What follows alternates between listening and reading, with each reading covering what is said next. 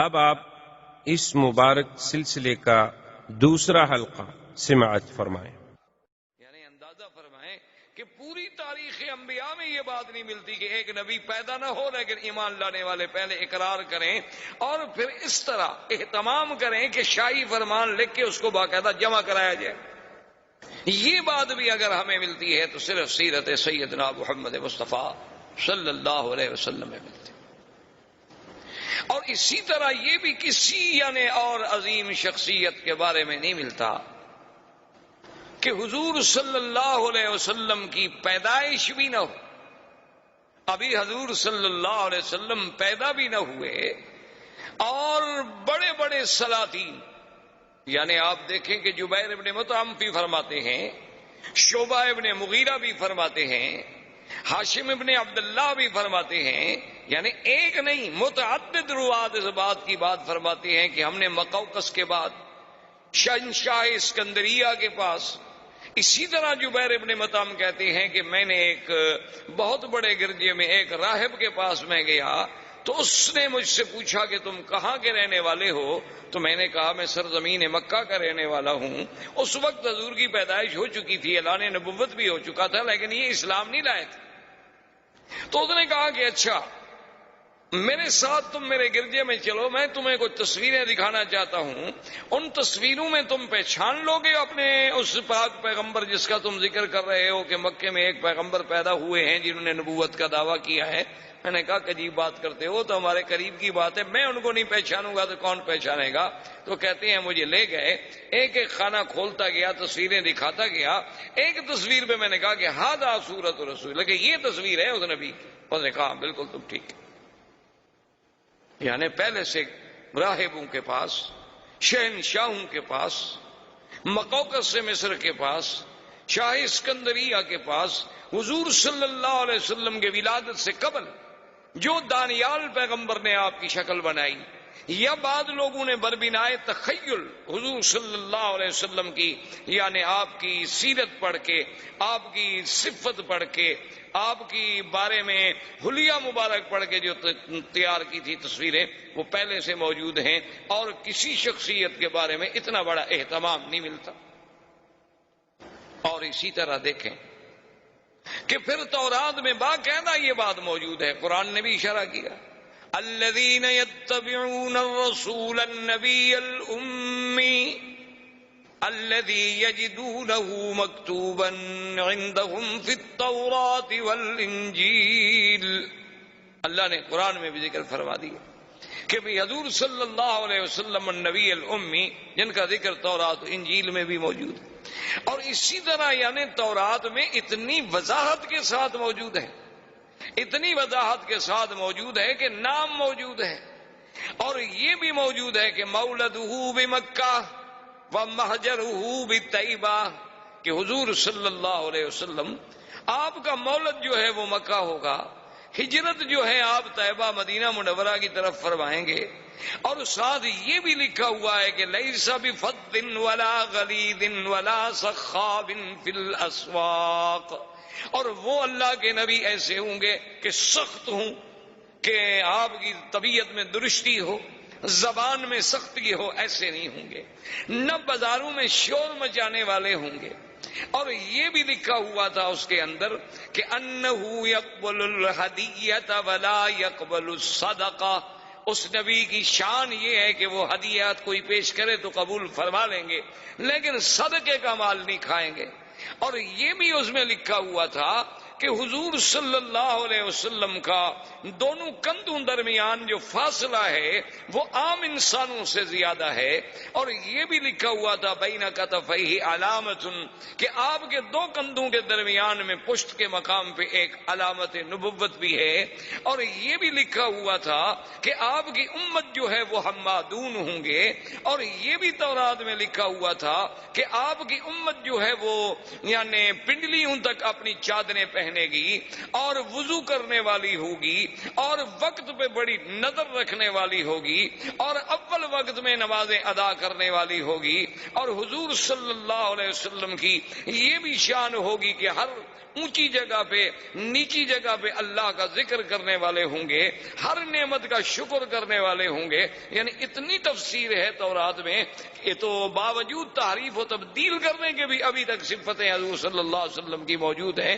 تو اس طرح کا اور کسی پیغمبر، کسی نبی کے بارے میں کسی کتب سابقہ میں آپ کو یہ تفصیل نہیں ملتی جو شان محمد مصطفیٰ صلی اللہ علیہ وسلم کی ملتی.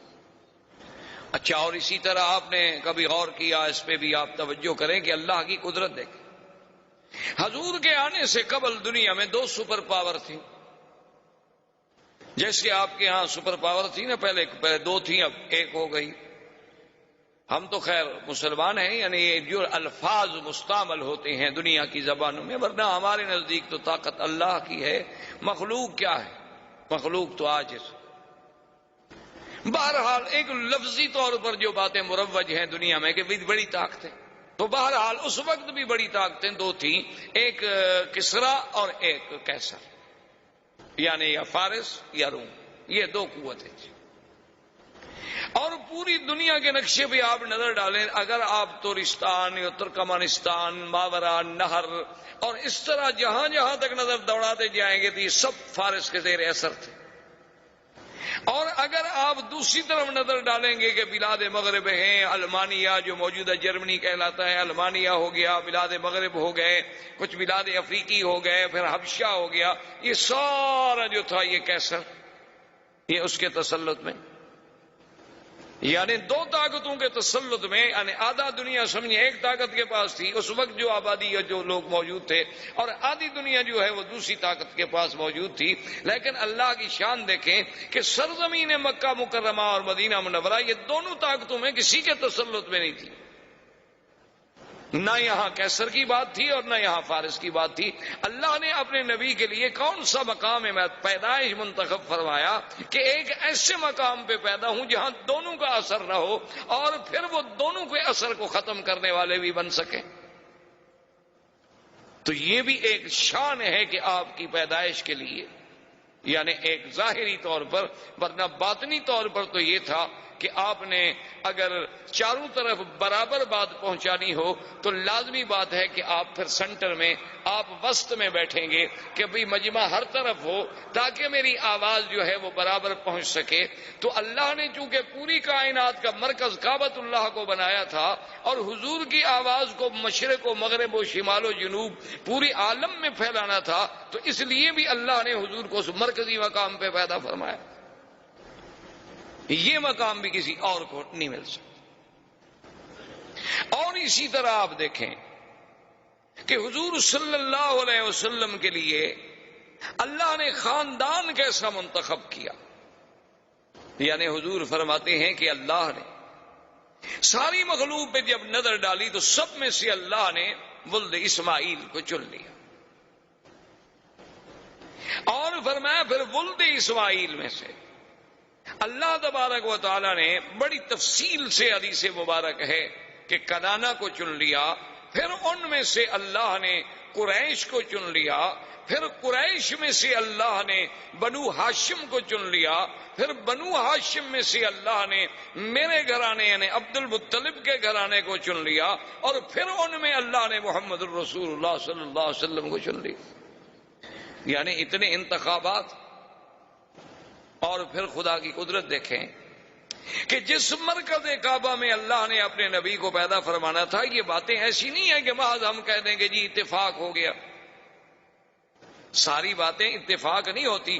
محسوس یہ ہوتا ہے کہ وہ خالق کائنات، وہ رب کائنات، وہ متصرف کائنات، وہ قادر، وہ مالک سب کائنات پہ جس کی نظر اور جس کا علم کے ذرے ذرہ پہ محیط ہے، وہ جانتے تھے کہ اپنے اس پاک پیغمبر کو بھیجنے کے لیے ہم نے کیسے کیسے انتظام کرنے ہیں، حسب کے اعتبار سے، نسب کے اعتبار سے، مولد کے اعتبار سے، منشا کے اعتبار سے، محل ولادت کے اعتبار سے. یہ باتیں اتفاق نہیں، یہ اللہ کے فیصلے تھے. اب دیکھ لیں بہت حد، یعنی حضور کے خاندان میں ہر آپ کے دادا جیسے آپ دیکھتے جائیں گے، محمد ابن عبداللہ، عبداللہ ابن عبد المطلب، ہاشم ابن عبد مناف ابن قصی ابن کلاب، تو جیسے جیسے آپ یعنی آپ دیکھتے جائیں گے آپ کے جد امجد کو، اجداد کو، دادوں کو، آپ حیران ہوں گے کہ ہر ایک میں کوئی نہ کوئی ایسی خوبی ہے جو تاریخ انسانیت میں کسی اور میں نہیں ملتی۔ یعنی ہم زیادہ تفصیل میں اگر جائیں تو پھر تو اور بڑا پہلو ہمارا دور ہو جائے گا۔ صرف قریب میں آپ دیکھیں کہ مثلاً آپ کے دادا عبد المطلب ہیں، ان کا نام حقیقت میں عبد المطلب نہیں تھا۔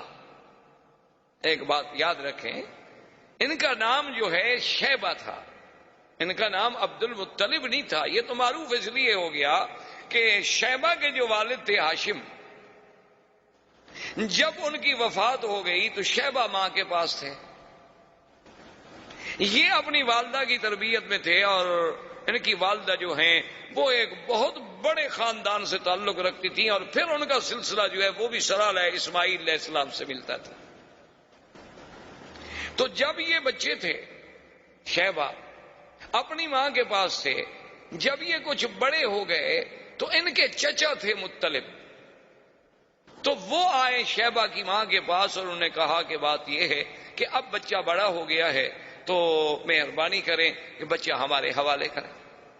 اور ماں بڑے گھر کی تھی، بڑے خاندان کی عورت تھی، اور بڑے ناز و نعم سے اس نے تربیت کی تھی، پالا تھا۔ اس نے کہا مطلب تم جو اس کو لے جاؤ گے کہاں رکھو گے؟ تمہارے پاس کہاں اتنا ہے کہ اس کی حفاظت کر سکو، خدمت کر سکو؟ اس نے کہا یہ بات نہیں، بات ہے شرف کی، ہمارے شرف کا، مقام کی بات ہے کہ یہ ساری زندگی پھر ہمیں قوم تانا دے گی کہ ہم اپنے بھتیجے کو بھی نہ اس کی کفالت کر سکے، بھائی کا بیٹا تھا اس کو بھی نہ سنبھال سکے، تو یہ ہمارے لیے جو تانا ہے نا یہ بہت بڑا سخت تانا ہے۔ بہرحال کچھ بھی ہو ہم نے لے جانا ہے۔ تو ماں نے کہا کہ اچھا میں جبر تو نہیں کرتی، لیکن اپنے بیٹے کو میں اختیار دیتی ہوں، وہ چاہے تو تمہارے ساتھ چلا جائے، چاہے تو ماں کے ساتھ رہے۔ اب دیکھیں ایک طرف یعنی شیبہ کو پتا ہے کہ مکہ جانے کے بعد میری زندگی کتنی تلخ ہو جائے گی، مجھے کتنی مشقتوں کے ساتھ زندگی گزارنی ہوگی، اور اب میں کس ناز و نعم میں زندگی گزار رہا ہوں۔ جب اسے اختیار دیا گیا اس نے کہا کہ اماں آپ ناراض نہ ہوں، میں اپنے چاچا کے ساتھ جانا چاہتا ہوں، میں ان کو نہیں چھوڑ سکتا کہ چاچا جو ہے وہ باپ کے قائم مقام، اور ماں کا ایک وقت ہے اس وقت تک اس کا حق ہوتا ہے بچے پر ہزانہ کا، وہ گزر گیا، اب میں بڑا ہو گیا۔ اسی لیے نسب جو ہے وہ باپ سے چلتا ہے، ماں سے تو نہیں چلتا۔ تو ماں نے کہا کہ بیٹا اگر تمہاری یہ خوشی ہے تو میں تمہیں منع نہیں کرتی۔ تو مطلب جو تھے وہ ان کو اونٹ پر اپنے ساتھ بٹھا کے لائے، تو بچہ بڑا خوبصورت، اور کیسے خوبصورت نہ ہو جو دادا ہو سرکار دو عالم کا صلی اللہ علیہ وسلم۔ تو جب وہ لے آئے تو لوگ جب مکے میں داخل ہوئے تو لوگوں نے دیکھا، تو وہ عام رواج تھا اس وقت، لوگ غلام خریدا کرتے تھے، خوبصورت لڑکے خریدتے تھے، خدمت کے لیے رکھتے تھے، فخر کرتے تھے سردار کہ میرے پاس اتنے غلام ہیں، وہ کہتا میرے پاس اتنے غلام ہیں، میرا غلام اتنا قیمتی ہے، وہ کہتا میرا غلام اتنا قیمتی ہے۔ لوگوں نے جو دیکھا تو انہوں نے سمجھا کہ یہ بھی غلام خرید کر کے لایا ہے مطلب، تو انہوں نے کہنا شروع کر دیا عبد المطلب عبد المطلب عبد المطلب، تو لوگوں کو نام ہی بھول گیا، شیبہ تو نام ہی عبد المطلب ہو گیا، ورنہ آپ کا نام عبد المطلب نہیں تھا۔ اب یہ عبد المطلب جو ہے اب تو عبد المطلب کے نام سے معروف ہو گیا نا، شیبہ تو نام ہی ختم ہو گیا۔ یعنی آپ اندازہ کریں کہ کتنا بڑا یہ سارا اتفاق ہے۔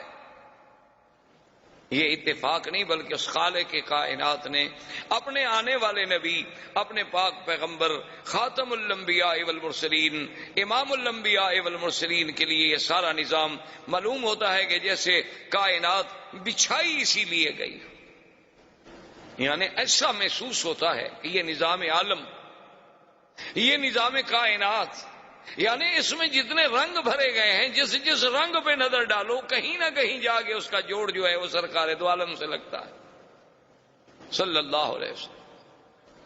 تو اب اس عبد المطلب نے، اب دیکھیں کہ افتخار کی بات، شرف کی بات ہوتی تھی، چونکہ مکے میں مقام تھا۔ اور اتفاق کی بات یہ ہے، خدا کی شان یہ ہے کہ زمزم جو آج ہم پیتے ہیں یہ زمزم ختم ہو گیا، گم ہو گیا، جرم کے بعد ردمیات ہوئیں، مٹی پڑی، کچھ سیلیں آئیں، نتیجہ یہ نکلا کہ زمزم ہمیشہ کے لیے ختم ہو، کہیں ملتا ہی نہیں تھا۔ عبد المطلب نے، ان کے ایک بیٹے تھے حارث، ان نے آپس میں بیٹھ کے غور کیا کہ ہم زمزم نہیں ملتا، یہ ہمارے لیے بہت بڑا مسئلہ ہے کہ زمزم کا وجود ختم ہو جائے تو ہمیں چاہیے کہ ہم زمزم کو تلاش کریں. اب جناب کون تلاش کرے؟ یعنی کوئی تلاش کرنا آسان تو نہیں تھا نا جی. ہے تو اب آپ کے پاس وسائل ہیں، آپ کے پاس آلات ہیں، آپ کے پاس مشینیں ہیں، کیمرے ہیں، آپ کے پاس کھدائی کے ذرائع ہیں، آپ کے پاس غواصین ہیں، غوطہ خور ہیں. اس زمانے میں کہاں یہ انتظامات؟ سارا کعبۃ اللہ کے بعد تو بس ایک پہاڑی سلسلہ ہے اور پتھر ہے. عبد المطلب کو بڑی تڑپ تھی کہ زمزم ملے. اب آپ دیکھیں حیران ہوں کہ کیا یہ سب اتفاق ہے؟ ایک رات عبد المطلب سوتے ہوئے، رات کو سوئے ہوئے ہیں، نیند ہے، نیند میں ایک خواب دیکھتے، ایک خواب دیکھتے ہیں کہ ایک آدمی خواب میں نظر آتا ہے اور وہ ان کو کہتا ہے کہ احفر طیبہ، کہ طیبہ کو کھودو. سمجھ نہ آئی بات کیا کہہ رہا؟ اچھا، دوسری رات پھر خواب آتا ہے کہ احفر مضمونہ، کہ مضمونہ کو کھودو. پھر سمجھ نہ آئی کہ طیبہ کیا ہے، مضمونہ کیا ہے. تیسری رات پھر خواب دیکھا کہ احفر برہ، کہ برہ کو کھودو. اب وہ سمجھ نہیں رہے عبد المطلب کہ یہ کیا خواب ہے. ایک تو متواتر مجھے خواب آ رہے ہیں، ہر رات خواب نظر آ رہا ہے، اور خواب میں عین ہی ایک چیز کے بارے میں ہے کہ کھودو. کبھی آتا ہے برہ کو کھودو، کبھی آتا ہے طیبہ کھودو، کبھی آتا ہے مضمونہ کھودو. یہ بات کیا ہے؟ چوتھی رات جب خواب آیا تو اس میں صاف آیا کہ احفر زمزم، زمزم کھودو. اب عبد المطلب کی بات جو تھی نا اس کی سمجھ آئی. اس نے کہا کہ اچھا یہ سب زمزم کے ہی نام تھے دراصل، کیونکہ زمزم کوئی معمولی سی چیز تو نہیں تھی. تو ان نے کہا کہ یہ بات تو ٹھیک ہے، میری تو تمنا ہے کہ زمزم کھولوں اور یہ شرف جو ہے قریش کو ملے اور قریش میں سے عبد المطلب کے گھرانے کو ملے تاکہ سقایا ساری زندگی ہمارے ہاتھ میں رہے. میری تو یہ تمنا ہے، لیکن سوال یہ ہے کہ میں اور میرا ایک بیٹا کیسے ڈھونڈیں گے؟ کہتے ہیں کہ پھر کچھ دن گزر گئے، عبد المطلب نے پھر خواب دیکھا. خواب میں پھر انہیں کہنے والا کہتا ہے کہ احفر بین فرث و دم اور عند نکرت الغراب الاعصم عند قریۃ النملہ. وہ خواب میں کہتا ہے کہ تم جو ہے کھودو زمزم، لیکن بین رفس و دم کہتے ہیں خون اور رفس کہتے ہیں گوبر. یہ ہم دیکھیں نا، آپ نے اللہ نے جو انسان کے لیے جانور میں دودھ کا سسٹم ہے، تو من بین فرس و دم لبنا خالصا، کہ ادھر فضلہ ہے، ادھر خون ہے، درمیان میں دودھ کی نہر ہے، اور نہ فضلے کا اثر آنے دیتے ہیں نہ خون کا اثر آنے دیتے ہیں. سائغا للشاربین، اللہ کی رحمت ہے. تو ان کو یہ سمجھایا گیا کہ ایک طرف تو گوبر ہوگا، ایک طرف خون ہوگا، اور ایک جگہ ہوگی جہاں غراب الاسم، غراب آسم کہتے ہیں کہ کوا ہو سیاہ لیکن اس کا ایک پر سفید ہو، یعنی ہو کوا، کوا جیسے غراب مشہور ہے، تو لیکن پورا سیاہ نہیں، ایک پر اس کا سفید ہو. جہاں وہ ٹھونگ مار رہا ہو، اپنے ٹونگے مار رہا ہو، اس جگہ کو کھودو اور وہاں یہ دیکھو کہ بھئی وہاں ایک بستی ہوگی چیونٹیوں کی. عبد المطلب کہتا ہے میں حیران. اب صبح کو جناب اس سارے مکے کے زمزم والے طرف میں ایک ایک پتھر، ایک ایک پہاڑ، ایک ایک کونا، ایک ایک گلی، ایک ایک جگہ ڈھونڈ رہا ہے. نہ اس کو وہ دم ملتا ہے، نہ اس کو وہ فرس ملتا ہے، نہ اس کو وہ چیونٹیوں کی کوئی بستی ملتی ہے، نہ اس کو کہیں کوا چونچ مارتا ہوا ملتا ہے. وہ کہتا ہے بھی عجیب بات ہے، مجھے متواتر 4 راتیں خواب دکھلایا گیا اور پھر اتنی واضح بات کہی گئی اور لیکن موقع پر موجود نہیں. کہتے ہیں میں بہت پریشان تھا اور دعائیں مانگتا تھا کہ اللہ مجھے موقع دے کہ یہ سعادت مجھے ملے. اب دیکھیں نا، ابھی حضور تو پیدا بھی نہیں ہوئے، یعنی حضور کے تو والد بھی ابھی جوان نہیں ہوئے، لیکن عبد المطلب کو زمزم کا اتنا فکر پیدا ہو جانا وجہ کیا تھی؟ یہ سب اتفاقات تو نہیں ہے. کہتے ہیں کہ میں بڑا ہی پریشان ہو کے دعائیں مانگتا تھا. ایک دن میں حرم کے قریب لیٹا ہوا تھا کہ میں نے دیکھا کہ ایک بندہ جو ہے وہ ایک بچڑا لے کے آیا اور اس نے آ کر ایک جگہ ذبح کیا، اور ذبح کرنے کے بعد چونکہ مشرکین مکہ کی عادت تھی کہ بتوں پہ وہ چڑھاوے چڑھاتے تھے، اساف و نائلہ کے قدموں میں آ کے جانور ذبح کرتے تھے، جیسے آج کا وثنی ہندو جو ہے وہ بھی اپنے دیوی دیوتاؤں کی بھینٹیں چڑھاتا ہے، بلکہ بعض تو ایسے بھی ہیں جو بچوں کو جا کے ذبح کرتے ہیں کہ اس سے ہمیں شکتی ملے گی۔ اور ہمارے مسلمانوں میں بھی ماشاءاللہ کوئی کمی نہیں ہے، وہ بھی اللہ کی رحمت سے بازاروں پر سینکڑوں روزانہ دمبے ذبح ہوتے ہیں ماشاءاللہ۔ بلکہ بڑے بڑے شہر جو ہیں جہاں رات کو ہوٹل بند ہو جائیں تو بہترین علاج ہوتا ہے کہ کسی مزار پہ چلے جاؤ، کوئی نہ کوئی لنگر تو چل ہی رہا ہوگا۔ حلال حرام کی باتیں تو پھر قیامت میں پتہ چلے گا نا کہ وہ حلال ہے یا وما اہل بہ لغیر اللہ میں آتا ہے، لیکن وقتی طور پر یعنی وہی ایک جگہ ہوتی ہے جب زندہ کھانا نہ دے تو کہتے ہیں مردوں کے پاس مل جاتا ہے۔ بہرحال یہ ایک الگ بات ہے۔ تو انہوں نے دیکھا کہ وہ آ کر انہوں نے ایک بت کے سامنے ایک بچڑے کو ذبح کیا، اس کے بعد جب ذبح کر لیا تو وہ بچڑا جو تھا نا جی وہ دوڑ پڑا۔ آپ نے دیکھا ہوگا کئی دفعہ جانور ذبح کریں نا اس میں کچھ نہ کچھ رگیں باقی رہ جاتی ہیں، قوت والی چیز ہو تو ایک دفعہ آخری بھڑکتا ہے چراغ صبح جب خاموش ہوتا ہے، آخری بھڑک تو پھر دکھاتا ہے نا، ہر آدمی بھڑکتا تو ہے نا، جانور ہو انسان ہو۔ وہ جب دوڑا تو آگے جا کے ایک مقام پہ گر گیا، وہاں جب گرا تو وہاں انہوں نے پھر اس کو اچھی طرح اس کا کھال اتاری، اس کا پیٹ چاک کیا، اس کے آنتیں نکالی، گوشت نکالا، تو وہ فرس وہاں گری۔ تو اب عبد المطلب مجھے کہتے ہیں کہ میرے دماغ میں فوراً آ گیا کہ من بین فرس و دم، کہ ایک طرف فرس ہوگی گوبر ہوگا، ایک طرف خون ہوگا۔ میں نے کہا اب یہ جگہ تو متعین ہو گئی کہ ایک جگہ وہاں ہے جہاں ذبح کیا گیا وہاں خون پڑا ہے، اور جہاں اس کو صاف کیا گیا وہاں فرش پڑا ہے۔ تو کم از کم یہ ایک تو میرے خواب کی بات پوری ہو گئی کہ من بین فرس و دم کہتے ہیں۔ اور اس کے بعد کہتے ہیں جب اس ایریے میں میں آیا تو میں کیا دیکھتا ہوں کہ ایک کوا جو ہے ایک جگہ بیٹھے ہوئے ٹھونگے مار رہا ہے۔ میں نے اس پہ جب نظر ڈالی تو وہ بالکل اسی طرح کا کوا تھا جو مجھے خواب میں دکھایا گیا کہ اند نقرۃ غراب الاسم، کہ سارے پر سیاہ ہیں اور ایک پر سفید ہے۔ اس جگہ پر بھی میں نے جلدی سے نشان لگا لیا، اور اس کے ساتھ جب میں نے دیکھا تو ایک چھوٹی چھوٹی چیونٹیوں کا گڑھ تھا، وہاں سے راستہ جا رہا تھا، وہ مجھے کریا یعنی بستی نملا کی چیونٹی کی بستی بھی مل گئی۔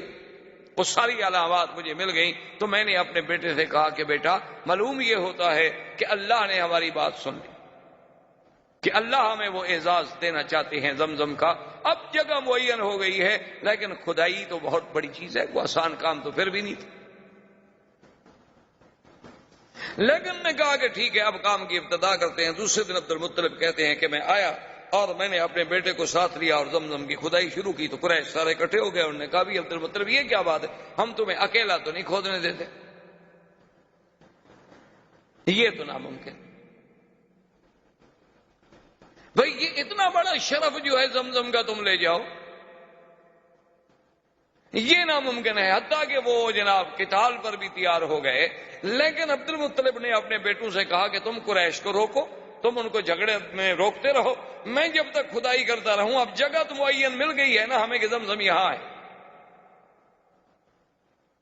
تو مورخین نے لکھا ہے کہ وہ ابھی جھگڑا کرتے رہے، کچھ باتیں کرتے رہے، کچھ روکتے رہے، کچھ بات لمبی کرتے رہے، اتنے میں وہاں پانی کے آثار ملنے شروع ہوئے تو عبد المطلب نے اللہ اکبر کا نعرہ بلند کیا، حالانکہ مشرک ہے،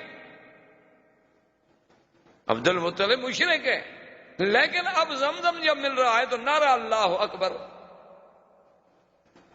تو یہ ان کی زبانوں سے اللہ کے نعرے بلند کروانا، ان سے زمزم کے بارے میں اتنا جنون پیدا کرنا کہ اپنے بچوں کو دینے کے لیے بھی وہ تیار ہو جائیں۔ وجہ کیا تھی کہ وہ اصل سلسلہ جو جڑ رہا ہے کہ جیسے اللہ نے زمزم کو پورے عالم کے لیے پیدا کیا، محمد مدنی کو بھی پورے عالم کے لیے پیدا کیا، جیسے زمزم کو اسماعیل کے قدموں سے پیدا کیا، میرے مدنی کا سلسلہ نسب بھی سیدنا اسماعیل سے ملتا۔ تو یہ سارے سلسلے جو جوڑے جا رہے ہیں تو مگر معلوم ہوتا ہے نا کہ وہ تقدیر ان موتیوں کو پرو رہی ہے، یہ اتفاق نہیں۔ اب جناب جب زمزم کے پانی پر اللہ اکبر کا نعرہ بلند ہوا تو قریش نے کہا کیا بات ہے؟ انہوں نے کہا دیکھو اب تو میں نے ڈھونڈ لیا بھائی، اب تم کیوں؟ انہوں نے کہا کہ نہیں، یہ تو ہم شرف تمہیں نہیں دیتے، یہ تو کچھ بھی ہو، اس میں تو ہم سب شریک ہوں گے۔ انہوں نے کہا کہ نہیں، ایسے تو بات نہیں ہے، چلو ایسا کرتے ہیں کہ ہم کوئی فیصلے کے لیے آدمی چن لیں، حکم چن لیں جو ہمارے درمیان میں فیصلہ کر دے۔ تو اس زمانے میں ایک عورت تھی کاہنہ۔ کاہن وہ ہوتے تھے جو لوگوں سے الگ تھلگ رہتے تھے، غاروں میں، پہاڑوں میں، اور جنوں کے ساتھ ان کے تعلقات ہوتے تھے، اور جن خبریں لاتے تھے غیب کی اور وہ لوگوں کو خبریں دیتے تھے، ان کو کاہن کہا جاتا تھا۔ مرد بھی تھے، عورتیں بھی تھیں، ان کی بڑی بڑی ریاضت ہوتی تھی، بڑی باتیں، جیسے آپ کے ملکوں میں جوگی ہوتے ہیں اس قسم کے، سنیاس لیا ہوا ہے فلاں نے اور یہ کیا ہوا ہے، وہ بھی اسی طرح کے قسم کے لوگ تھے۔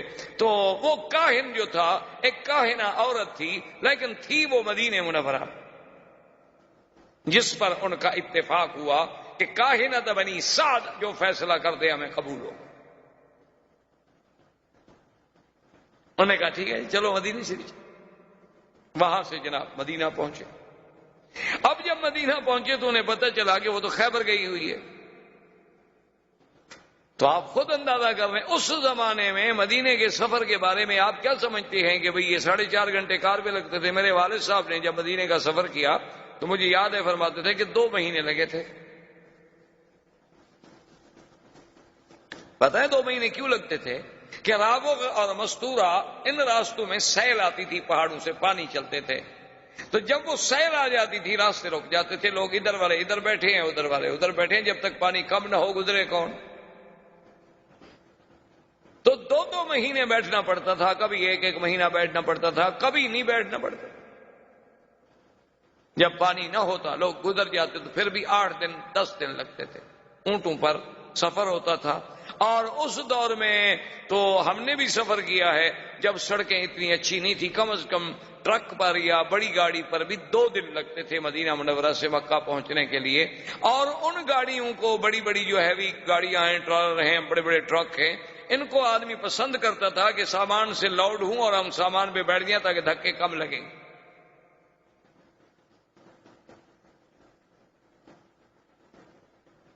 یہ تو آج اللہ کی نعمتیں ہیں جس کا ہمیں شکر نہیں۔ تو بہرحال وہ رابق جب خیبر گئے، خیبر میں جا کے ڈھونڈا۔ اچھا خدا کی قدرت ہے کہ وہاں جس علاقے میں یہ اترے تو ایک جگہ ایسی آ گئی کہ پانی نہ ملے۔ اب سب قریش جو گئے ہوئے تھے انہوں نے کہا بھی اب یہی ہے کہ جلدی سے قبریں شبریں کھود لو، مرنا تو ہے۔ تو جہاں جناب عبد المطلب نے اپنا اونٹ بٹھایا تھا، جب اس اونٹ کو کھڑا کیا تو وہاں پانی نکل آیا۔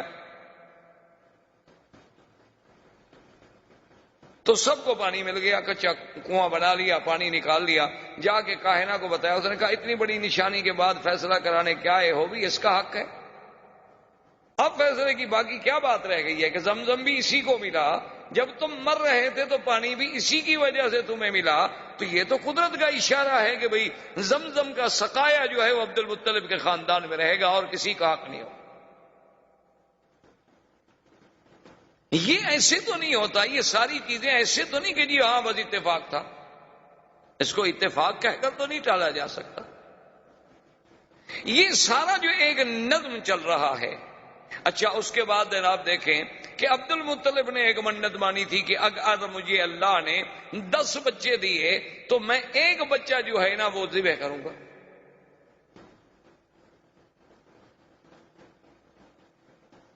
کیوں اس وقت فخر سمجھا جاتا تھا نا کہ بھئی سردار جب آئے اس کے پیچھے 10 بچے ہوں، کثرت اولاد جو ہے یہ بہت بڑا اعزاز سمجھا جاتا تھا۔ آج کل تو خیر تھوڑے بچے اعزاز سمجھا جاتا ہے، کہتے ہیں کہ بھئی بچے 2 ہی اچھے، باقی ہوں تو لوگوں کو دے دو۔ انا للہ و انا الیہ راجعون۔ بہرحال یہ تو بہر صورت ان سے پوچھے نا کہ جن نے پہلے منصوبہ بندی پہ عمل کر لیا، بچے 2 تھے وہ بھی مر گئے، وہ اب کیا کریں؟ اللہ کے نظام کو جب چھیڑو گے تو ذلت کے سوا کچھ نہیں ہوگا۔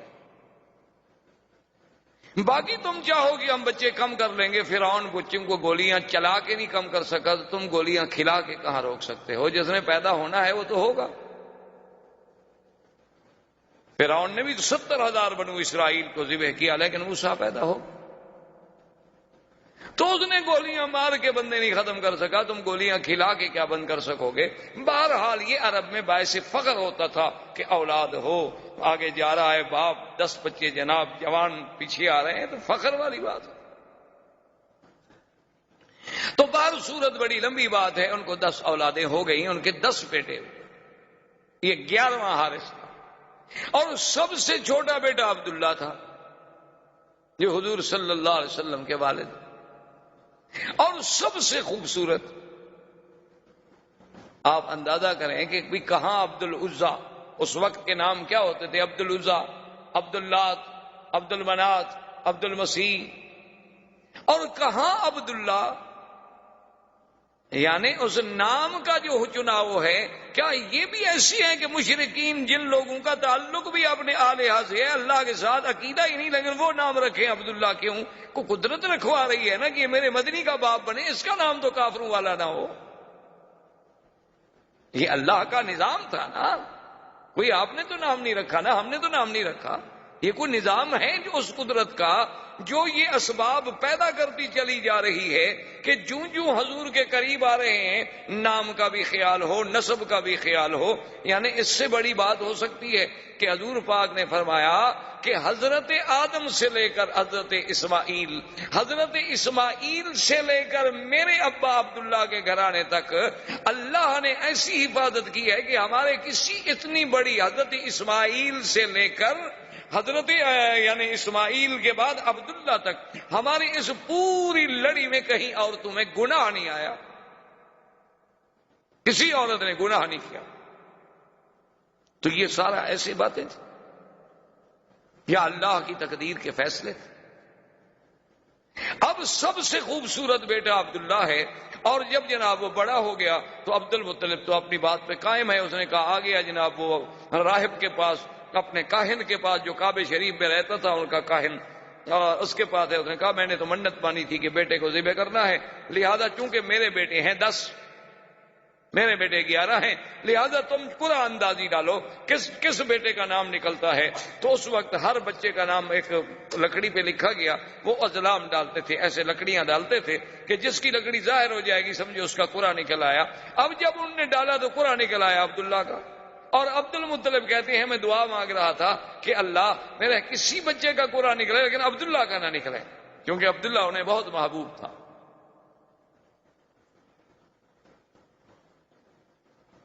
لیکن قرآن عبداللہ کا نکلا ہے۔ عبد المطلب نے کہا کہ بھی پھر ذرا ڈالو، پھر قرآن اندازی کی گئی، پھر قرآن عبداللہ کا نکلا ہے۔ عبد المطلب نے کہا پھر قرآن ڈالو، پھر قرآن ڈالا تو پھر عبداللہ کا نکلا ہے۔ جب تینوں دفعہ عبداللہ کا قرآن نکلا تو عبد المطلب نے کہا کہ بس اب تقدیر کا فیصلہ یہی ہے، میں اپنی منت کو پورا کروں گا۔ عبداللہ کو لے کر اصاف ان کا بت تھا، ایک کو صفا پہ رکھا ہوا تھا، ایک کو مروہ پہ رکھا ہوا تھا، اصاف اور نائلہ، کہ اس کے قدموں میں جا کے اپنے بیٹے کو ذبح کروں گا۔ وہ لے کے چلا، قریش کو پتہ چلا تو قریش کے سارے بڑے بڑے اکٹھے ہو گئے، انہوں نے کہا عبد المطلب یہ تم کیا کر، تم اپنے بیٹے کو ذبح کر رہے ہو؟ اس نے کہا میں تو مجبور ہوں، میں تو منت مانی ہے۔ اس نے کہا چاہے منت مانو، یہ کیا منت ہوئی کہ آدمی بیٹے کو ذبح کر دے؟ اس نے کہا کہ نہیں ایسے تو میں نہیں مانتا، چلو ایسا کرتے ہیں کہ پھر اسی کاہنہ کے پاس جاتے ہیں، وہ جو فیصلہ کرے۔ مشرکین مکہ کے یہ بڑے بڑے جو تھے سارے پھر کاہنہ کے پاس آئے، اسے حکایت سنائی گئی۔ اس نے کہا اچھا مجھے یہ بتاؤ اگر تم سے کوئی آدمی مر جائے تو اس کی دیت کتنی ہے؟ اس نے کہا 10 اونٹ۔ اس نے کہا اچھا ایسا ایک طرف رکھو 10 اونٹ اور ایک طرف رکھو عبداللہ کے نام پہ، اگر قرآن نکل آئے اونٹوں کا تو اونٹ ذبح کر دو، عبداللہ کو چھوڑ، دیت ادا ہو گئی، تمہاری منت پوری ہو گئی۔ اور اگر نکل آئے قرآن عبداللہ کا تو پھر 10 اونٹ اور بڑھاؤ۔ تو عبد المطلب واپس آ گئے، پھر کعبے کے آ کے اس کاہن سے کہا، اب اس نے جناب پھر قرآن اندازی کی، ایک طرف 10 اونٹ ہیں، ایک طرف عبداللہ، پھر عبداللہ کا قرآن نکل آیا، پھر 20 ہو گئے، پھر عبداللہ کا قرآن نکل آیا، بڑھتے بڑھتے 100 اونٹ پر پہنچے تو اب جا کے اونٹوں کا قرآن نکلا۔ اسی لیے حضور نے فرمایا انا ابن الذبیحین کہ میں دو ذبیحوں کا بیٹا ہوں، کہ میرا ابا اسماعیل بھی ذبیح اللہ اور میرا حقیقی باپ جو ہے عبداللہ وہ بھی ذبیح۔ اور خدا کی شان ہے، اللہ نے اسماعیل کو بھی ذبح ہونے سے بچا لیا، عبداللہ کو بھی ذبح ہونے سے بچا لیا، اور مقام ذبیح جو ہے وہ بھی مل گیا۔ تو یہ سارا نظم جو ہے یہ ایسا نہیں کہ خود بخود ہوتا چلا جائے، یہ معلوم ہوتا ہے کہ سرکار دو عالم صلی اللہ علیہ وسلم کا مقام ہی ایسا بلند تھا کہ یہ سارے انتظام قدرت کی طرف سے ہوتے چلے آئے۔ اسی طرح عبداللہ کہتے ہیں کہ میں ایک دن مکہ مکرمہ سے باہر گیا ہوا تھا، راستے میں ایک بہت بڑا قبیلہ تھا عرب کا، اس قبیلے سے جب میرا گزر ہوا تو وہاں کچھ عورتیں کھڑی تھی پانی بھرنے کے لیے۔ پہلے زمانے میں تو عورتیں اسی طرح کنویں پہ جا کے پانی لاتی تھی۔ ان میں جو سب سے خوبصورت ترین لڑکی تھی، میں اپنی پیاس بجھانے کے لیے پانی کے لیے رکا تو اس نے میری طرف دیکھا بڑے غور سے، اور اس کے بعد وہ مجھے کہنے لگی کہ تمہارا نام کیا ہے؟ میں نے کہا عبداللہ۔ اس نے کہا اچھا وہ عبد المطلب کے بیٹے تم ہو؟ میں نے کہا ہاں۔ تو اس نے کہا اچھا ایسا کرنا کہ تم اپنے باپ کو کل ہمارے گھر بھیجنا۔ عبداللہ سمجھ گئے کہ بھئی وہ میرے ساتھ شادی کرنا چاہتی ہے، ورنہ میرے باپ کو گھر بلانے کا ایک لڑکی سے کیا تعلق ہے جس کو ہم نہیں جانتے، صرف ہم جانتے ہیں کہ فلاں قبیلے کی لڑکی، اس سے کیا ضرورت پڑی ہے کہ وہ کہے کہ اپنے باپ کو بھیجنا۔ کہتے ہیں میں نے آ کے عبد المطلب سے بات کی کہ ایسے میں سفر پہ آیا، فلاں قبیلے میں رکا، پانی پیا، فلاں لڑکی تھی، اس نے مجھے یوں کہا۔ تو اس نے کہا کہ عبداللہ تم تو بڑے خوش نصیب ہو۔ میں نے کہا جی کیسے؟ انہوں نے کہا تم اتنے خوش نصیب ہو کہ اس لڑکی کے لیے تو بڑے بڑے سردار ٹکریں مار چکے ہیں، وہ لڑکی کسی کو قبول ہی نہیں کرتی اللہ کی بندی، اور تم عجیب آدمی ہو کہ تمہیں وہ کہہ رہی ہے کہ اپنے باپ کو خود بھیجو اور خود بلا رہی ہے، تو تمہاری تو قسمت کے کیا کہنے ہیں، تمہیں تو قطعی دیر نہ کرو، جس وقت کہو میں چلنے کے لیے تیار ہوں۔ لیکن عبداللہ کہتے ہیں اتفاق کی بات ہے کہ مجھے 1-2 دن لگ گئے، اور اپنی مشغولیات کی بنا پر اس کے بعد جو ہے ہم وہاں گئے اس کے قبیلے کے پاس، انہوں نے ہمیں بٹھایا گھر میں، بڑے احترام سے بڑا اکرام کیا، بڑا ہمارا اعزاز کیا، اور اس کے بعد جب ہم نے اس کے باپ سے بات چھیڑی تو اس نے کہا مجھے افسوس ہے، میں انتہائی افسوس سے کہتا ہوں کہ میری لڑکی نے انکار کر دیا ہے، وہ عبداللہ سے شادی کرنا نہیں چاہتی۔ تو اب ہم بھی عرب تھے، قریش تھے، ہم نے کہا ہمارے لیے بہت بڑی توہین ہے کہ بھئی ہمیں تم نے خود بلایا ہے، آپ کی بچی نے ہی تو کہا تھا اور ہم حاضر ہوئے ہیں۔ تو اس بچی نے اندر سے آ کے کہا کہ عبداللہ میں جس بنا پر تم سے شادی کرنا چاہتی تھی، معلوم ہوتا ہے کہ تمہاری پہلے بھی کوئی بیوی ہے۔ میں نے کہا ہاں میری شادی ہے آمنہ سے، اور اس نے کہا کہ تمہاری پیشانی میں ایک نور تھا، ایک چمک تھی، میں چاہتی تھی کہ وہ اللہ میرے بطن میں لائے گا، لیکن یہ کسی اور عورت کے نصیب میں بات تھی، اب وہ چمک تمہارے چہرے میں رہی نہیں، تو اب میں کیوں شادی کروں؟ تو ایک عرب لڑکی کا عبداللہ کا پیشانی دیکھ کر وہاں سے ایک چمک کو محسوس کر لینا، یہ کوئی ایسی بات تو نہیں تھی۔ اچھا پھر دیکھیں کہ نسبت کا کیا عالم ہوا کہ عبداللہ کی شادی کہاں ہوئی؟ آمنہ سے، آمنہ بنت وہب بن عبد مناف۔ پھر ان کا خاندان بھی جا کے کہاں ملے گا؟ ولد اسماعیل میں۔ اور بی بی آمنہ کے ماں باپ جو تھے سارے مدینہ منورہ کے رہنے والے، حضور کے اخوال جتنے ہیں وہ تو سب مدینہ منورہ کے، یعنی مولد کا انتظام یہاں ہو رہا ہے تو مدینے بھی انتظام کیا جا رہا ہے۔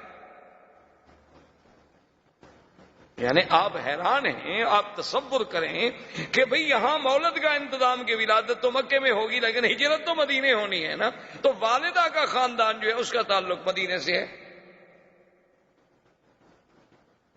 اور آپ دیکھیں کہ حضرت حسان جو شاعر رسول اللہ صلی اللہ علیہ وسلم، یہ وہ انسان ہے حضرت حسان کہ جس کو اللہ کے نبی مسجد الحرام میں اور منبر پہ کھڑا کر کے کہتے تھے کہ حسان تم کافروں کو جواب دو۔ جب وہ کھڑے ہوتے جواب دینے کے لیے تو حضور دعا فرماتے کہ اللہم ایدہ بروح القدس، کہ یا اللہ جبریل کے ذریعے حسان کے دل میں مضامین ڈال۔ یہ وہ شان والا آدمی۔ وہ کہتے ہیں کہ میری عمر 7 سال تھی، اسی لیے وہ 7 سال جو ہے عمر کے اعتبار سے حضور صلی اللہ علیہ وسلم سے پہلے پیدا ہوئے۔ کہتے ہیں میری عمر 7 سال تھی، میں اس وقت مدینہ منورہ میں تھا کہ وہاں ایک بہت بڑا کاہن تھا، ایک بہت بڑا کافروں کا مانا ہوا کاہن تھا، تو وہ بڑے بے وقوفوں کی طرح اور پاگلوں کی طرح بھاگتا ہوا آیا اور کہنے لگا کہ لوگو عجیب بات ہے کہ ولد نبی هذه الامہ، اس امت کا نبی آج پیدا ہو گیا۔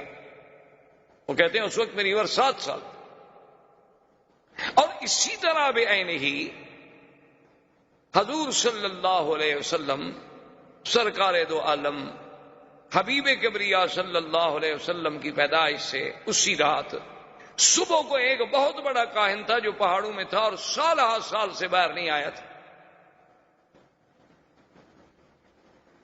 کیا دیکھتے ہیں مکے والے کہ وہ جناب اس کے بال بکھرے ہوئے ہیں، پریشان حال ہے، اور مکے کی گلیوں میں بھاگ رہا ہے دیوانوں کی طرح، اور پوچھتے ہیں حل ولدا المولود هذه اللیلہ، مکے والوں آج رات کوئی بچہ پیدا ہوا ہے؟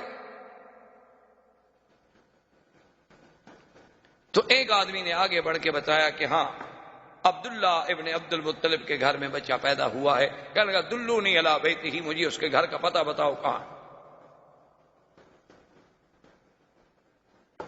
جلدی سے مجھے لے چلو۔ وہ آیا بھاگتا ہوا دیوانوں کی طرح، عبد المطلب آگے کھڑے ہیں، وہ تو دیکھ کے حیران ہو گئے کہ یہ وہ بندہ ہے جو سالوں سے کبھی غار سے نہیں نکلا، یہ آج کیسے نکلا ہے؟ تو نے کہا کہ جی آپ کے حضور نے کہا عبد المطلب زیادہ باتیں کرنے کا میرے پاس وقت نہیں ہے، تمہارے گھر میں بچہ پیدا ہوا ہے تو مہربانی کر کے مجھے ایک نظر اس بچے پر نظر ڈالنے دو، مجھے دکھلا دو۔ عبد المطلب نے کہا آرام فرمائے، ابھی لاتا ہوں، میرے پاس نہیں، میرے بیٹے عبداللہ کے گھر میں پیدا ہوا ہے، اور عبداللہ میرا بیٹا جو ہے وہ تو فوت ہو چکا۔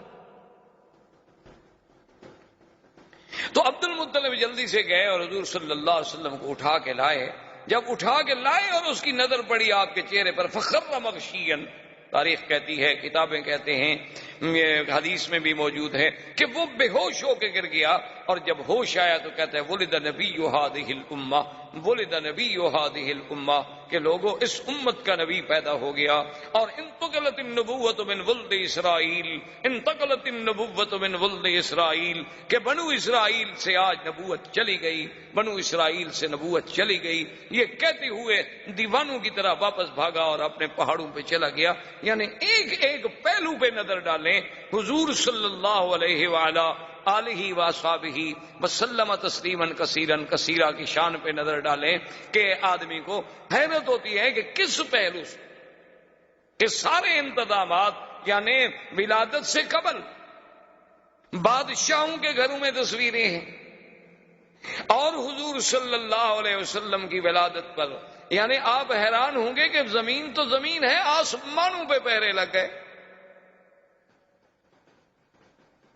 حضرت عبداللہ ابن عمر فرماتے ہیں کہ ایک دن میرے ابا بیٹھے تھے، حضور کی بعثت ہو گئی تھی، ایک آدمی گزرا تو حضرت عمر نے فرمایا کہ معلوم ہوتا ہے کہ یا تو یہ کاہن ہے یا پہلے کسی زمانے میں کاہن تھا، اس کو بلا کے لیا۔ اس کو بلایا گیا تو آپ نے کہا کہ تم کاہن؟ تو نے کہا ہاں میں پہلے کاہن تھا، لیکن اب تو الحمدللہ اللہ نے مجھے ہدایت کر دی۔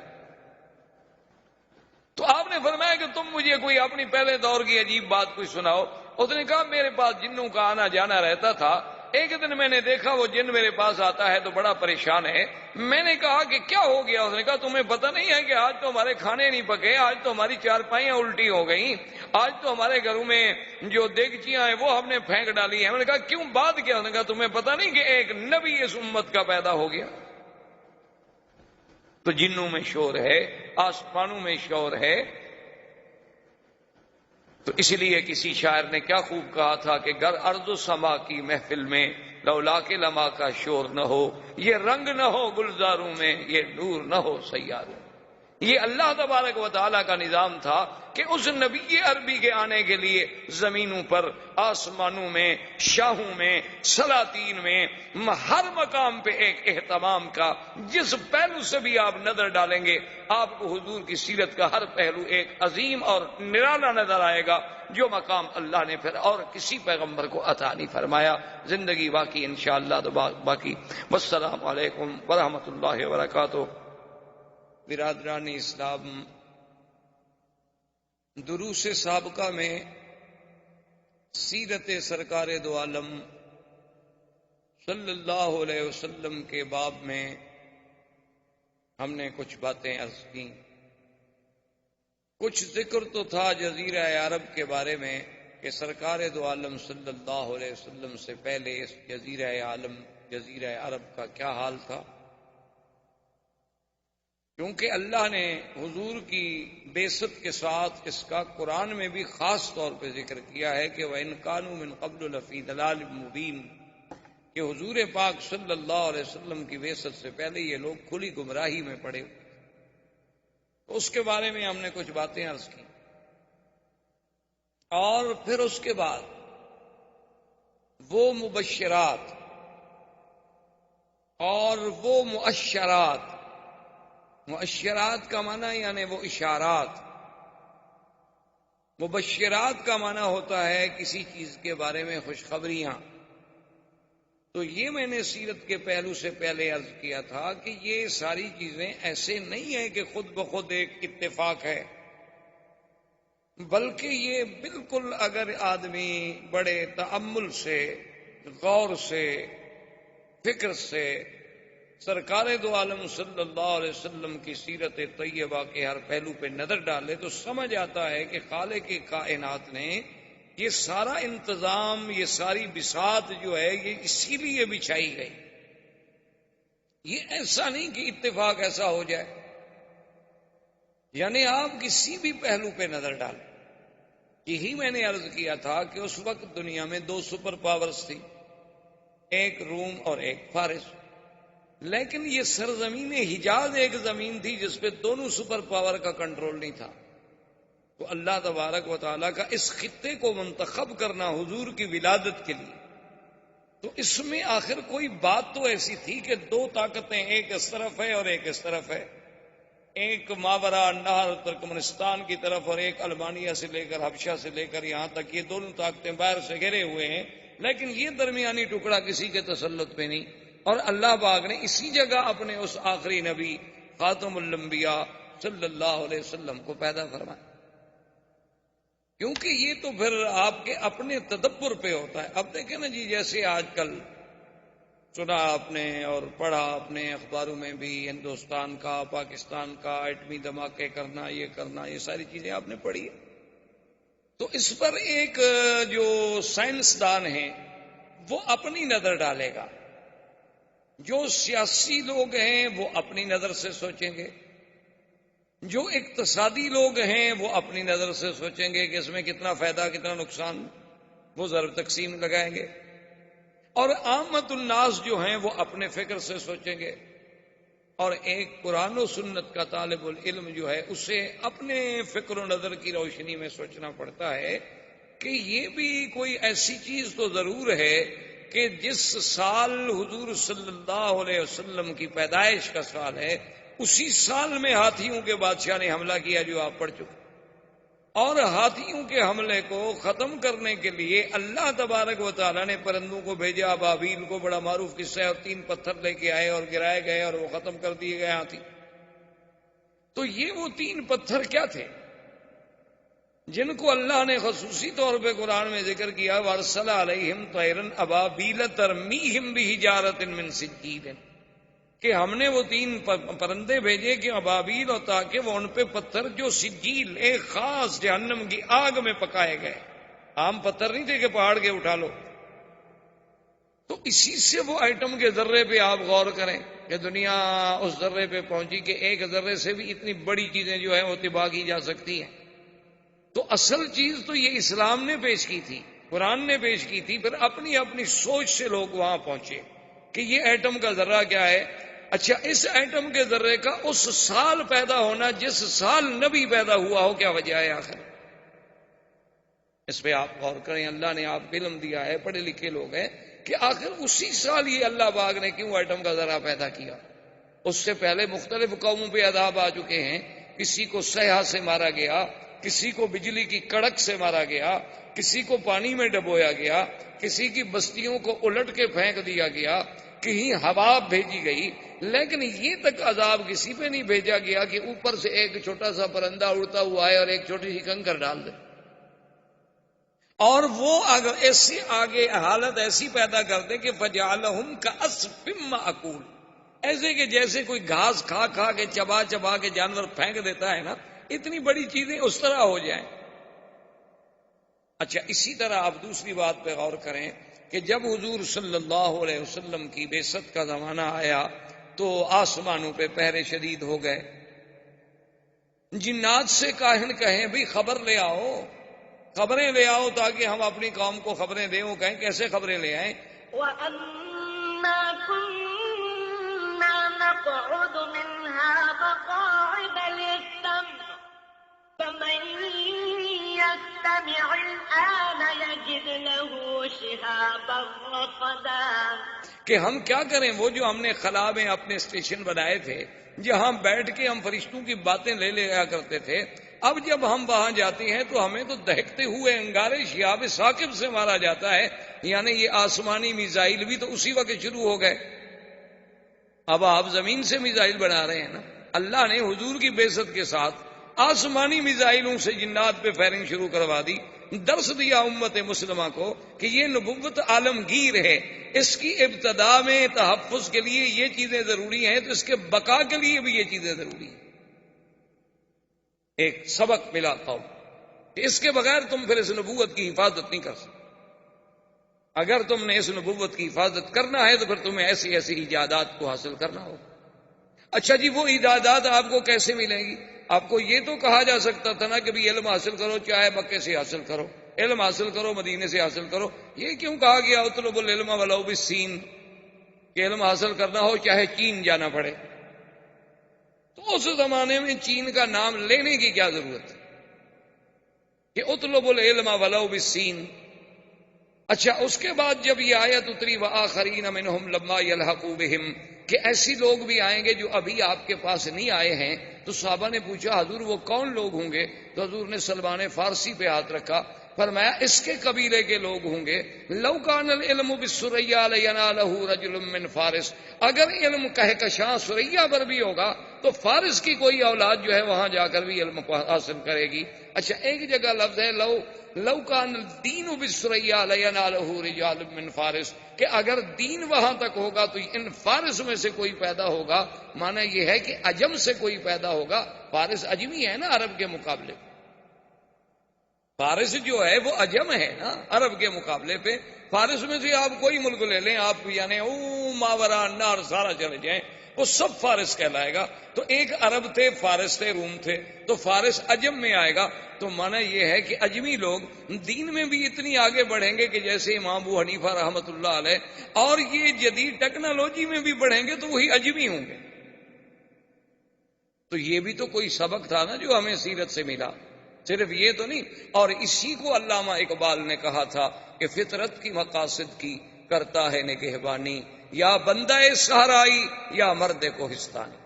وہ یہ پہلے کہہ گیا تھا کہ فطرت کے مقاصد کی کرتا ہے نگہبانی، یا بندہ صحرائی یا مرد کوہستانی۔ وہ آخر کوئی بات تو تھی، آپ تصور کر سکتے ہیں وہ یہ باتیں کیوں کہہ گیا تھا کہ ایک ہوں مسلم حرم کی پاسبانی کے لیے، نیل کے ساحل سے لے کر تا بخا کے کاشگر۔ اس وقت کاشگر کوئی آپ کے پاس تھا یا مسلمان تھے یا آزاد ہو گئے تھے؟ تو آخر یہ کیا وجوہات تھیں؟ تو میرے کہنے کا مقصد یہ ہے کہ آسمانوں پہ پہروں کا بٹھانا، ہاتھیوں کو ایٹم کے ذریعے سے اور خدائی ایٹم کے ذریعے سے ہلاک کرنا، اور اس کے بعد یہ ساری چیزیں جو ہو رہی تھیں یہ ایسے اتفاق نہیں تھے، یہ اس آنے والے نبی صلی اللہ علیہ وسلم سرکار دو عالم حضرت محمد مصطفیٰ اللہ تبارک و تعالیٰ کے اس آخری نبی کے آنے سے پہلے یہ سارے انتظام بعض ایسے نہیں بلکہ ان میں ہر چیز میں اللہ کی ایک حکمت۔ اب دیکھیں کہ حضور صلی اللہ علیہ وسلم کے لیے اللہ نے خاندان کیسا منتخب کیا، باعتبار نسب کے سب سے اعلیٰ، کہ ولد اسماعیل ذریت ابراہیم، ذریت ابراہیم میں، اور پھر دیکھیں ابراہیم علیہ السلام کے دو بیٹے، ایک اسماعیل علیہ السلام اور ایک اسحاق علیہ السلام۔ اسحاق علیہ السلام سے پھر یعقوب علیہ السلام، یعقوب علیہ السلام سے پھر یوسف علیہ السلام۔ یعنی بنو اسرائیل میں جتنے نبی گزرے ہیں، ہزاروں انبیاء، سب یعقوب علیہ السلام کی اولاد ہیں، اور یعقوب علیہ السلام اولاد ہیں سیدنا اسحاق علیہ السلام کی، اسحاق علیہ السلام بیٹے ہیں سیدنا ابراہیم علیہ السلام کی۔ یعنی ایک بیٹے سے تو اللہ نے ہزاروں نبی بھیجے، اب جب دوسرے بیٹے کی باری آئی سیدنا اسماعیل کی، تو ان میں ایک نبی پیدا کیا، محمد الرسول صلی اللہ علیہ وآلہ آلہ واصحابہ وسلم تسلیما کثیرا کثیرا، کہ اس ہزاروں نبیوں سے بھی وہ شان میں سبقت لے گئے۔ یعنی حضرت اسماعیل کے بلد میں تو صرف ایک نبی، حالانکہ وہ بھی تو ابراہیم علیہ السلام کے بیٹے ہیں۔ اچھا، وہ بنائے کعبہ میں باپ کے شریک ہیں، اور وہ اسماعیل علیہ السلام جو ذبیح اللہ بھی ہیں، ان کی نسل میں تو صرف ایک نبی رکھا گیا، کیونکہ اللہ تبارک و تعالیٰ کی، جیسے علماء نے لکھا ہے نا، ایک عالم نے بڑی عجیب بات کہی، اس نے کہا کہ اللہ اپنی وحدانیت میں لا شریک ہے، تو ہمارا نبی بھی اپنی نبوت میں لا شریک، یعنی جیسے اس کی وحدانیت میں اس کا کوئی شریک نہیں، حضور کی بھی نبوت میں کوئی شریک نہیں، یہاں بھی اللہ نے پسند نہیں فرمایا کہ کوئی اور بھی اس کی اولاد میں نبی ہو، یہاں بھی اللہ نے میرے مدنی کو اکیلا رکھا کہ صرف ایک نبی پیدا ہو، جو محمد مصطفیٰ صلی اللہ علیہ وسلم۔ اور پھر اعلیٰ نسب ایسا کہ اللہ تبارک و تعالی نے، حضور خود فرماتے ہیں کہ ان اللہ نظر الی اہل الارض، اللہ نے پوری زمین والوں پہ نظر ڈالی، اور ان میں سے ولد اسماعیل، ولد اسماعیل میں سے کنانا، کنانا میں سے قریش، قریش میں سے بنو ہاشم، اور بنو ہاشم میں سے مجھے چن لیا۔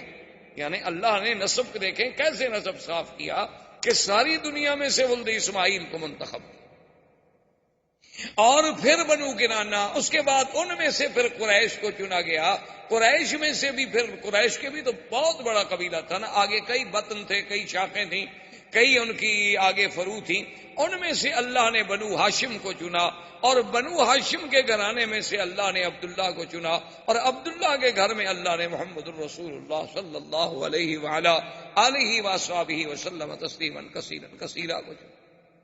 یعنی آپ اندازہ فرمائیں یہ سارا ایسے تو نہیں۔ اور پھر یہ دیکھیں کہ جب قریش کا خاندان، یہ لوگ اپنے شرف کے لیے، یعنی اتنے لوگ تھے کہ آج کل تو لوگ پیسوں کے لیے لڑتے ہیں، آج کل تو لوگ پیسوں کے لیے لڑتے ہیں، عورت کے لیے لڑتے ہیں، زر کے لیے لڑتے ہیں، زمین کے لیے لڑتے ہیں، لیکن یہ خاندان جو ہے اس کا کمال دیکھیں، یہ اپنے شرف کے لیے لڑتے تھے کہ یہ ہماری عزت کا مسئلہ ہے۔ ان کی جتنی لڑائیاں آپ دیکھیں گے شرف کی تھی۔ اب دیکھیں کعبۃ اللہ بن گیا، حجر اسود پہ لڑائی ہو گئی، تو اس کا مقصد کیا تھا؟ حجر اسود پہ لڑائی ہو گئی، اور لڑائی کا بھی یہ عالم تھا کہ باقاعدہ خون کے پیالے بھر کے ہاتھ ڈبوئے گئے، خون کے پیالے بھر کے رکھے گئے، قریش کے سرداروں نے اس میں ہاتھ ڈالے، ہاتھ ڈال کے پھر ایک دوسرے سے ہاتھ ملائے کہ ہم خون دے دیں گے، اپنا آخری قطرہ تک بہا دیں گے، لیکن حجر اسود ہم رکھیں گے، تاکہ قیامت تک یہ شرف ہمیں ملے کہ فلاں قبیلے نے حجر اسود رکھا تھا، فلاں آدمی نے حجر اسود رکھا تھا اللہ کے کعبے میں۔ سب لڑنے مرنے پہ تیار ہو گئے۔ لڑائی کس بات کی تھی؟ شرف، کہ یہ شرف ہمیں ملا۔ اسی طرح آپ دیکھیں کہ بنو قصی ابن، ان میں سے جب بنو عبدالدار آئے، ان کا پھر لڑائی یہ ہو گئی کہ جناب یہ کعبۃ اللہ کا رفادہ، کعبۃ اللہ کا حجابہ، کعبۃ اللہ کا سقایا، یہ زمزم کا پلانا، کعبۃ اللہ کی چابی، کعبۃ اللہ کا انتظام، حاجیوں کی خدمت، یہ شرف ہے، یہ تو ہمیں ملے اور کسی کو ہم نہیں دیتے۔ یعنی اتنے اعلیٰ خاندان کہ جو اپنے شرف کے لیے لڑتے رہے، اپنے شرف کے لیے مرتے رہے، کہ صرف ہمارا نام جو ہے، ہمارا شرف جو ہے وہ اونچا رہے۔ یعنی اپنی عزت کا اتنا خیال تھا کہ آپ حیران ہوں گے کہ ابو سفیان جو حضور کے چچا ہیں، وہ اتنے بڑے حضور صلی اللہ علیہ وسلم کے مخالف تھے کہ جنگ بدر بھی اسی سبب سے ہوئی تھی کہ ابو سفیان قافلہ لا رہے تھے، اور پھر احد کی جنگ کا اصل قائد جو ہے وہ ابو سفیان تھا، یعنی حضور سے جنگ لڑنے کے لیے مکے سے مدینہ پہنچا، اتنی عداوت رکھنے والا آدمی۔ لیکن جب حضور کی شادی ام حبیبہ سے ہو گئی رضی اللہ تعالی عنہا، جو ابو سفیان کی بیٹی تھی، وہ مسلمان ہو گئی تھی، اپنے شوہر کے ساتھ حبشہ چلی گئی، وہاں اس کے بعد جب بیوہ ہوئیں اور اس کے بعد وہاں سے فارغ ہوئیں تو پھر ان کا نکاح حضور سے ہوا، جو نجاشی بادشاہ نے کیا، حق المہر بھی نجاشی بادشاہ نے ادا کی۔ تو جب ام حبیبہ حضور کی بیوی بن گئیں اور ابو سفیان کو پتہ چلا تو اس نے کہا بات یہ ہے کہ ھذا فحل لا یجدع انفہ، کہ اب محمد مدنی کی ناک کو نیچے نہیں کیا جا سکتا۔ اب ان کو اتنا بڑا شرف مل گیا ہے کہ ابو سفیان کی بیٹی اس کے گھر میں ہے، تو جب میری بیٹی کا وہ شوہر ہو اب اس کا ناک نیچے کون کر سکتا؟ اب تو اتنے بڑے سردار کی بیٹی اس کے گھر میں چلی گئی، یعنی اپنے شرف پہ مر مٹنے والی قوم۔ اور پھر جناب آپ دیکھیں کہ عبد المطلب کے بھی اس بیٹے کے گھر میں حضور پیدا ہوتے ہیں جس کا نام عبداللہ ہو، یعنی آپ اندازہ فرمائیں۔ اسی لیے آپ دیکھیں نا جی کہ لفظ، حالانکہ اس زمانے میں تو عام نام ہوتے تھے، عبداللہ، عبدالعزیٰ، عبدالمنات، فلاں بتوں کے نام پر نام رکھے جاتے تھے، لیکن اس نام کا انتخاب بھی تو کوئی قدرت کی طرف سے ہو رہا تھا نا، کہ میرے مدنی کے نام کے ساتھ ان کے کسی نسب میں کوئی ایسا نام بھی نہ آئے نا جس میں شرک کی بو آتی ہو۔ اللہ تبارک و تعالیٰ کی حکمت۔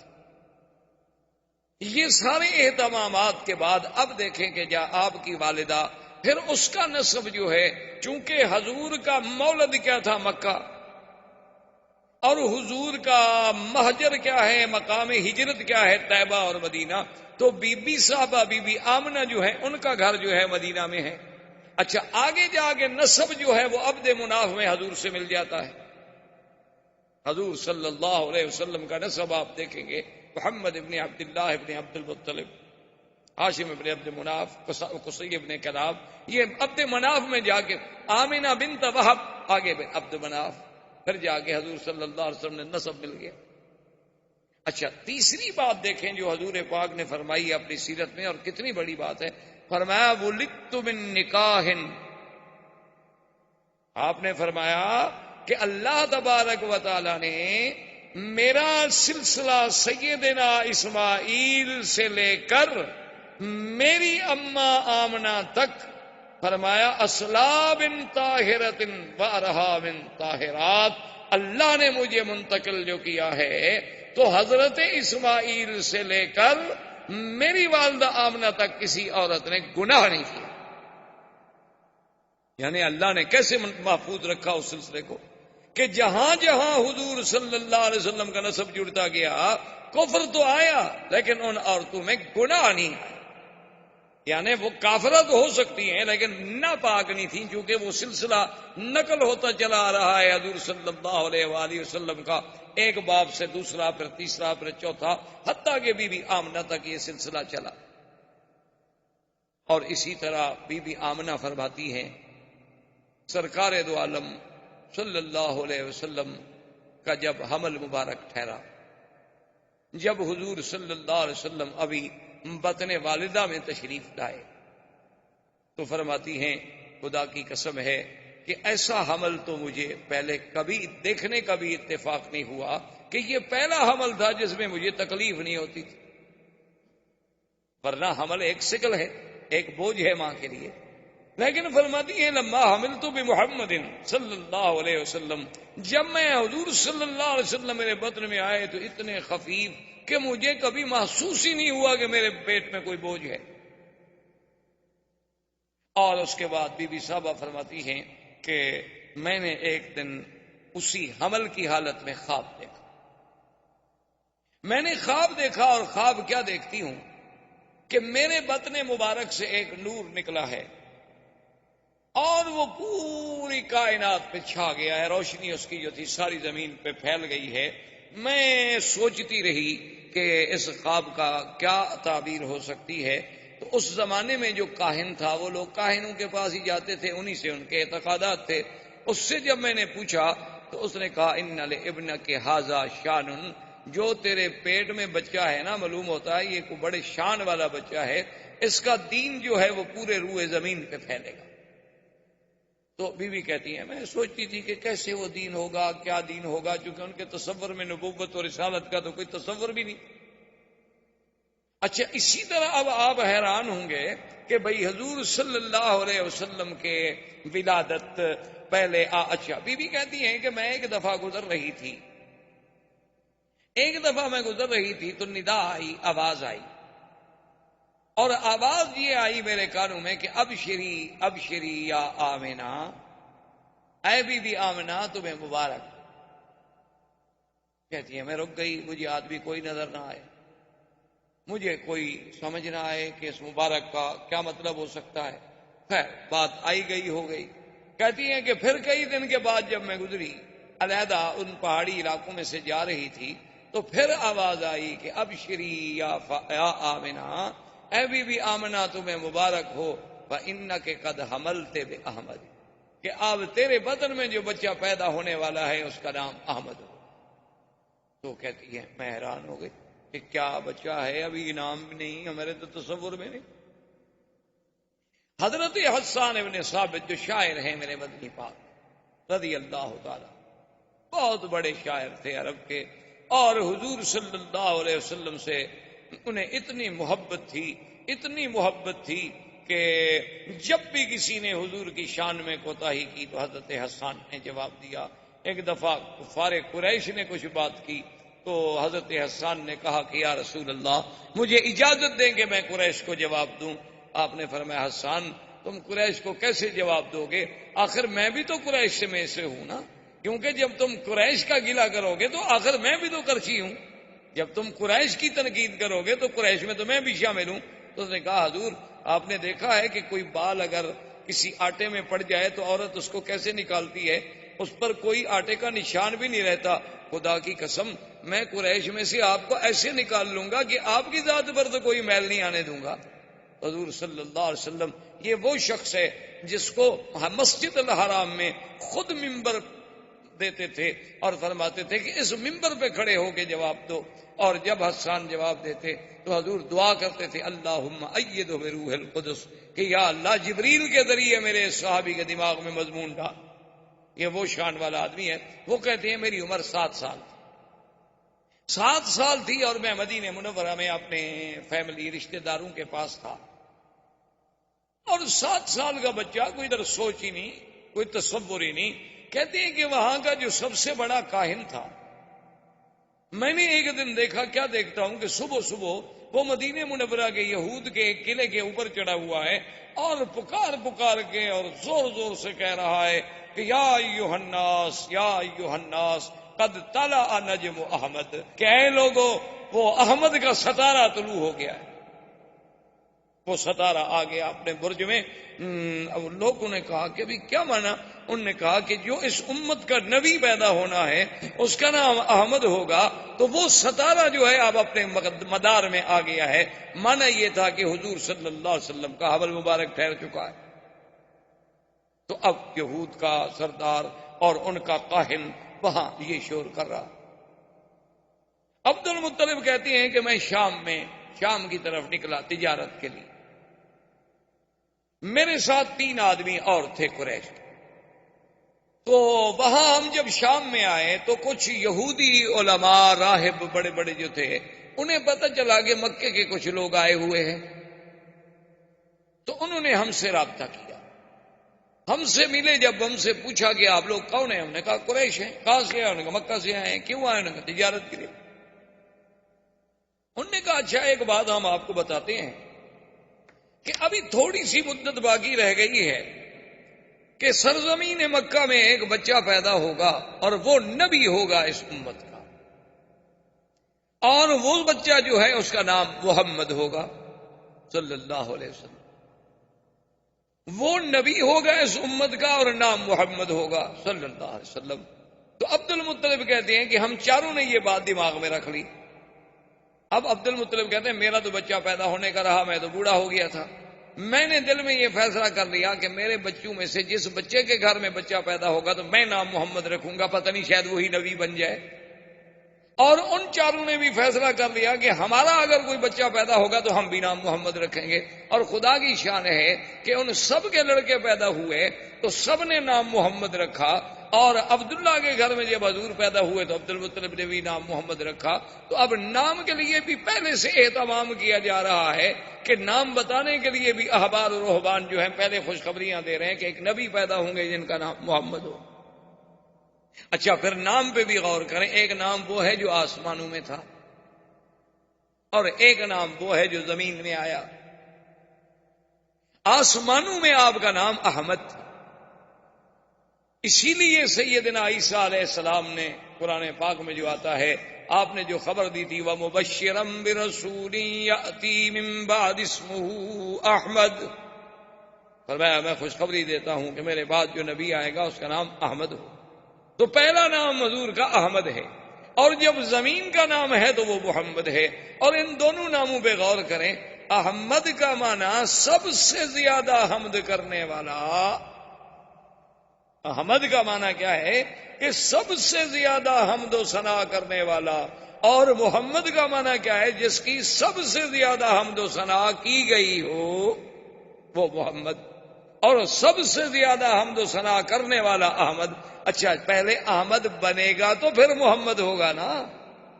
پہلے اللہ کی حمد و ثنا کرے گا پھر مقام محمد و مقام محمودیت نصیب ہوگا. تو اس لیے پہلا نام احمد تھا اور دوسرا نام جو ہے وہ محمد تھا صلی اللہ علیہ وسلم. یہ تو آپ کے اسماء تھے. ویسے اسماء صفاتی تو قرآن میں اللہ نے بڑے ذکر کیے. قرآن میں نام محمد بھی موجود ہے اور احمد بھی موجود ہے. مبشرا برسول یأتی من بعد اسمہ احمد. اور کہیں فرماتے ہیں ما کان محمد ابا احد من رجالکم ولکن رسول اللہ. محمد بھی نام.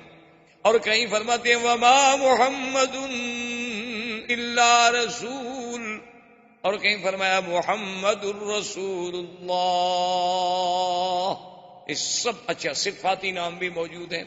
وما ارسلناک الا رحمتا للعالمین. اور اسی طرح یا ایھا النبی انا ارسلناک شاہدا ومبشرا ونذیرا. اور کہیں فرماتے ہیں لقد جاءکم رسول من انفسکم عزیز علیہ ما عنتم حریص علیکم بالمؤمنین رؤوف الرحیم.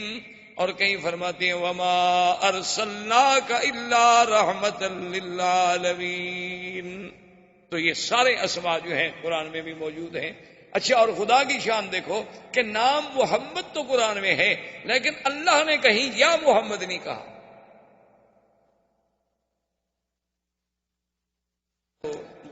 درود شریف تو پڑھ لیا کریں کم سے کم اتنا احساس ہو کہ بھئی حضور کے ساتھ محبت کا یہ فرض ہے کہ جب نام آئے تو فوراً زبان پہ درود شریف آ جانا چاہیے امتی کے. تو بہرحال میرے کہنے کا مقصد یہ تھا کہ عظمت سیرت رسول پاک پہ نظر ڈالیں کہ اللہ نے حضور کا نام تو قرآن میں 4 دفعہ لیا لیکن کسی جگہ یہ نہیں کہا کہ یا محمد. جیسے فرمایا یا عیسی ابن مریم اانت قلت للناس یا عیسی یا زکریا انا نبشرک بغلام اسمہ یحییٰ یا زکریا یا یحییٰ خذ الکتاب بقوہ یا آدم اسکن انت وزوجک الجنہ. سب کو یا آدم یا زکریا یا. میرے مدنی کو نہیں فرمایا یا محمد. جہاں بھی فرمایا یا ایھا النبی. کہیں فرمایا یا ایھا المزمل. کہیں فرمایا یا ایھا المدثر. کہیں فرمایا یا ایھا الرسول بلغ ما انزل الیک من ربک. اور کہیں فرمایا والضحی واللیل اذا سجا. کہیں فرماتے ہیں طٰہٰ. کہیں فرماتے ہیں یاسین والقرآن الحکیم انک لمن المرسلین. مانا کیا تھا کہ ہر نبی کو نام سے پکارا گیا. میرے مدنی کو اللہ نے لقب سے پکارا. یعنی یہ عظمت جو ہے یہ بھی صرف سیرت مصطفیٰ کے حصے. ہاں کہیں نام لینا ضروری تھا اللہ نے نام لے لیا لیکن جب اللہ نے مخاطب کیا تو لقب سے کہ اے کپڑے میں لپٹنے والے، حضور صلی اللہ علیہ وسلم کو خطاب کیا گیا. تو جب بھی خطاب ہوا تو خطاب لقب سے کیا گیا تاکہ عظمت محمد مصطفیٰ صلی اللہ علیہ وسلم جو ہے وہ آشکارا. اور اسی طرح جناب آپ دیکھیں کہ بی بی صاحبہ بی بی آمنہ کہتی ہیں کہ جب حضور صلی اللہ علیہ وسلم، اور خدا کی شان ہے، اسی لیے میں نے عرض کیا تھا نا کہ ذرا غور کریں کہ ولادت کے لیے اللہ نے مکان منتخب کیا تو کون سا؟ یعنی جہاں آپ کا مولد ہے وہ مقام کون سا ہے کہ جس کی اللہ قرآن میں قسمیں کھا رہے ہیں کہ لا اقسم بہذا البلد، اور وہ مقام ہے کہ اول بیت وضع للناس للذی ببکۃ مبارکا، سب سے پہلا گھر. اچھا پھر دیکھیں، جوڑ دیکھیں، گھر سب سے اول، نبی سب سے آخر، یعنی اول بیت اور آخرہ نبی، یعنی خدا کی شان. اچھا پھر یہ ہے کہ کعبہ بھی مرکز اور ہدی للعالمین، اور میرا مدنی بھی رحمت للعالمین. اور اسی طرح جیسے کعبے کا وجود بقائے عالم کا سبب ہے کہ جب تک کعبہ ہے دنیا قائم ہے، کعبہ ختم ہوگا دنیا مٹ جائے گی. میرے مدنی کی نبوت آخری ہے، جب تک حضور صلی اللہ علیہ وسلم کا دین قائم ہے دنیا قائم ہے، ورنہ اس کے بعد دنیا فنا ہو جائے گی. تو اللہ نے اپنے نبی کے لیے مولد چنا تو کون سا؟ مکہ، جو ساری کائنات میں سب سے افضل سرزمین. اچھا اور زمان چنا تو کون سا؟ ربیع الاول. ربیع الاول، ربیع کا موسم آپ جانتے ہیں کہ سب سے اچھا موسم کیا ہوتا ہے؟ ربیع. اور زمانہ چنا تو ربیع الاول، مکان چنا تو کعبۃ المشرفہ، اور سنہ کون سا چنا؟ اصحاب الفیل، کہ جس میں کفر کی قوتوں کو ختم کر کے اسی سال محمد مدنی کو پیدا کیا گیا صلی اللہ علیہ وآلہ آلہ واصحابہ وسلم تسلیما کثیرا کثیرا.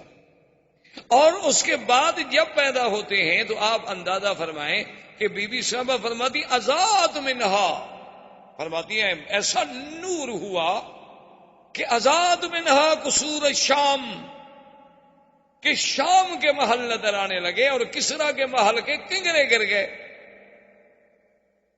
اور مورخین نے باقاعدہ لکھا ہے کہ آپ کہ کسرا کا محل جو تھا، اس کے محل کے کنگرے آگے جو بنے ہوئے تھے نا خوبصورت سے، وہ گرے، اور گرے کتنی؟ 14. جب 14 کنگرے گر گئے تو بادشاہ کو گھبراہٹ پیدا ہو گئی. اب جناب اس نے کہا کہ فوراً احبار رہبان کو بلاؤ. احبار و رہبان کو جب بلایا گیا، ان سے بادشاہ نے بات کی، بھی کیا بات ہے، یہ کیا ہو رہا ہے کہ میرے محل کے کنگرے گر گئے، اور ادھر سے خبر آ رہی ہے کہ ہمارا جو بحیرہ تھا وہ زمین میں دھنس گیا، اور کہیں سے خبر آ رہی ہے کہ آتش بجھ گئی. یہ کیا ہو گیا ہے؟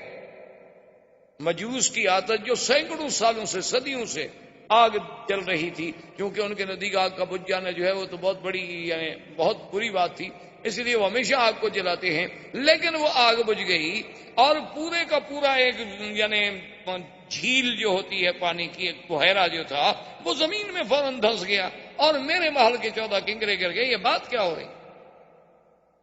انہوں نے پھر اپنے اس نجوم سے یا جنات سے یا جس ذریعے سے یعنی احوال سنے، تو انہوں نے کہا کہ معلوم یہ ہوتا ہے کہ اس امت کا ایک نبی پیدا ہوا ہے جس کی وجہ سے یہ سب کچھ ہو رہا ہے.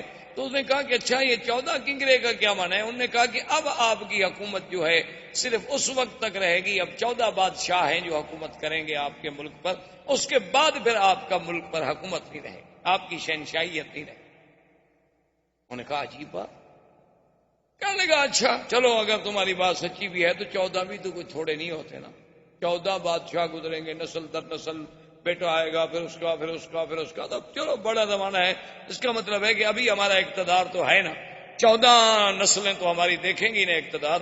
تو انہوں نے کہا اب یہ تو ہم نہیں کہہ سکتے، لیکن 14 ضرور دیکھیں گے، لیکن کتنی مدت میں دیکھیں گے یہ آپ کو ہم نہیں بتا سکتے. اللہ کی شان دیکھیں کہ اگلے 4 سال میں 10 مر گئے فوراً، کیونکہ حضور نے آ کے کہنا تھا لا کسرا ولا قیصر بعدہ. احباب کرام، اس کے بعد اب آپ اس مبارک سلسلے کی CD نمبر 3 سماعت فرمائیں۔